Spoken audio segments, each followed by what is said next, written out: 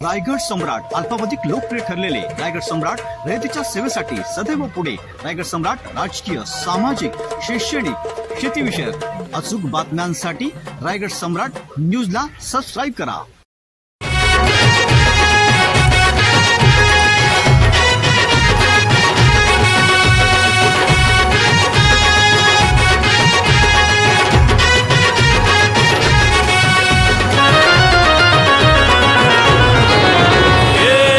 ताशाच्या तालावर बाप्पा आले हो धरतीवर, पाहुनी मूर्ती मनोहर, हर्ष झाला हो खरोखर। चतुर्थी सण आला, तयारी करू चला, मंगल मूर्ती बोला, गणपती बाप्पा मोरया, मोरया रे मोरया, गणपती बाप्पा मोरया, मोरया रे मोरया, मंगल मूर्ती मोरया।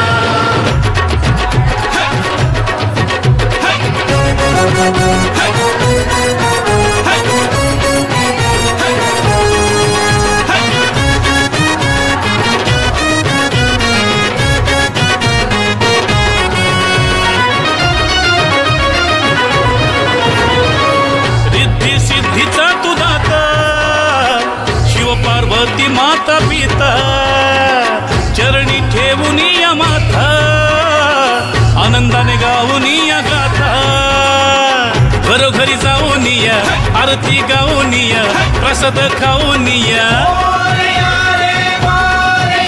हे गणपती बाप्पा मोरया, मोरया रे मोरया, गणपती बाप्पा मोरया, मोरया रे मोरया, मंगल मूर्ती मोरया। हे आमचं खाजगी मंदिर आहे। गेल्या 16 वर्षापासून आम्ही इथे लोकांची सेवा करतो। आमच्या श्री गणेश चॅरिटेबल ट्रस्टतर्फे आम्ही विविध योजना इथे आणतो आहे। त्याच्यात महिलांसाठी महिला दिन असतं, हळदी कुंकू असतो, गणेश जयंती असते, रामजन्म असतो आणि चैत्रातला नवरात्र असतो आमच्या। त्या माध्यमातून महिलांसाठी एक व्यासपीठ आम्ही उपलब्ध करून दिलेलं आहे आणि ज्या महिला जॉब ओरिएंटेड आहेत किंवा हाऊसवाईफ आहेत त्यांना इथे येऊन खेळता येतं, मौज करता येते। त्यांच्यासाठी माझ्या मिसेस, माझी बहीण पूनम कल्याणकर यांच्या माध्यमातून आम्ही एक व्यासपीठ महिलांसाठी उपलब्ध करून दिलं। आज महाप्रसाद या ठिकाणी ठेवलं आणि होम या ठिकाणी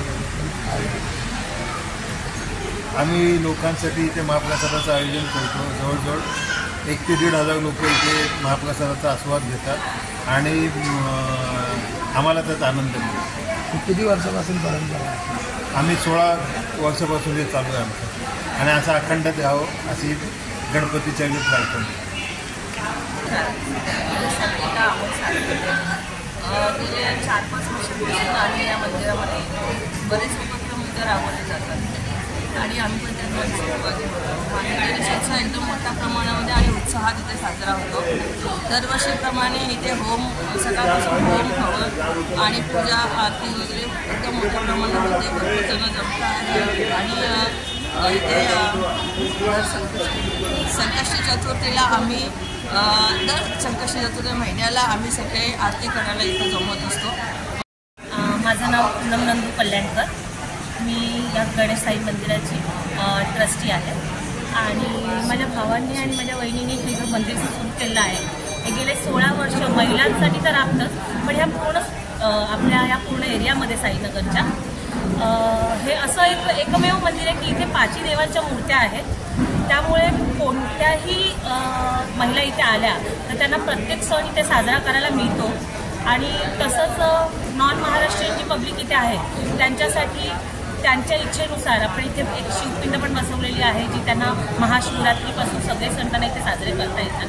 महिलांसाठी तर आपण दरवर्षी उपक्रम राबवतो। त्याच्यात चैत्र नवरात्री आपला मोठा उत्सव आहे, ज्याच्यात 9 दिवस महिलांसाठी आपण वेगवेगळे कार्यक्रम घेतो, त्यांना वेगवेगळ्या प्रकारची बक्षिसं इथून दिली जातात आणि तेवढ्याच उत्स्फूर्त महिला आपल्याला इथे प्रतिसाद पण देतात।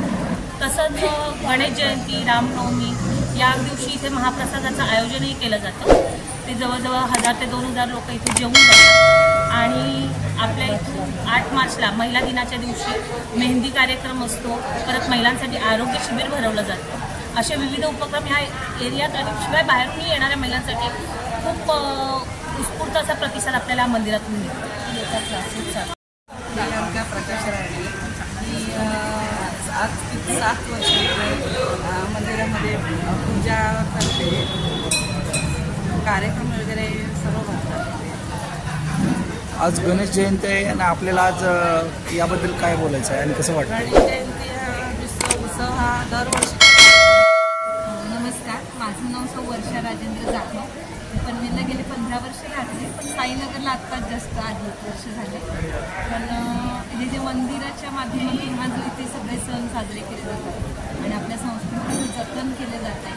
आणि येणाऱ्या पुढच्या पिढ्यांसाठी पण प्रत्येक उत्सव कसा असतो आणि आपली जी संस्कृती आहे ती जपली जाते, याच्यामध्ये खूप मोठं कार्य आहे. आणि चांगलं वाटतं आम्हाला या एरियामध्ये सगळी मूर्ती आहेत आणि त्यामुळे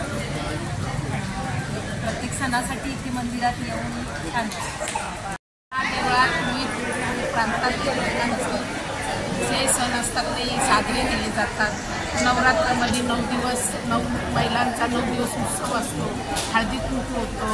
परत रामनवमी सगळे उत्सव आनंदाने साजरे केले जातात. कोणाला आक्षेप घेतला जात नाही. काय देवळात वगैरे सगळ्यांना सगळे जातीतल्या लोकांना देवळात मंदिर खुलं असतं.